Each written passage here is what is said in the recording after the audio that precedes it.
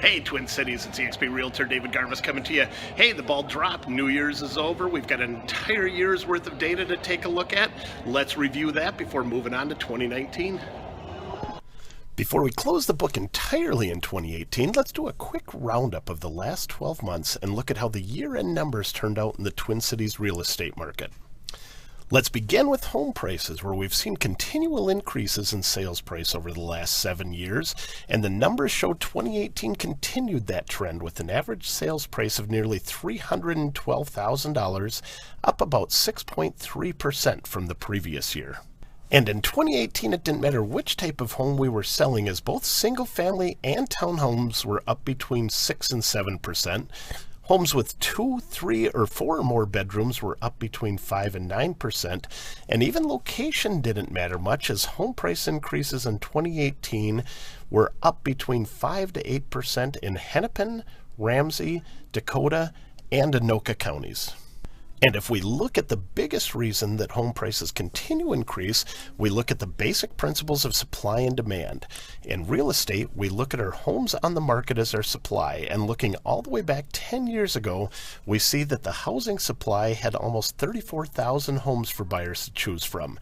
At the end of 2018, however, supply for homebuyers had dropped to just over 10,000 homes, down nearly 70% from 10 years ago.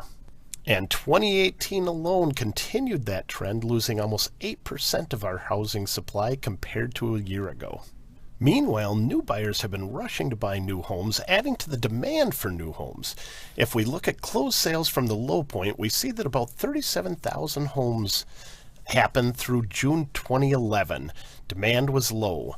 Our 2018 demand or closed sales number, however, landed just short of 60,000 homes being sold, which means we've seen our demand pushed up by 60% over just the last 6 years.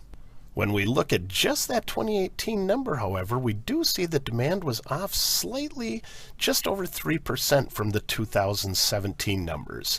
So with just a slight hint of a shift coming, it will be important to look into our crystal ball to find out what's going to happen in 2019. And in our next video, we will look at forward predicting data and do our best to predict what 2019 has in store. All right, Twin Cities, 2018 is in the books, and that's what the numbers finished at. 2019 is right around the corner. Have a fantastic year full of health, happiness, and wonderful experiences. We'll see you in the next video. Looking forward into what 2019 has in store.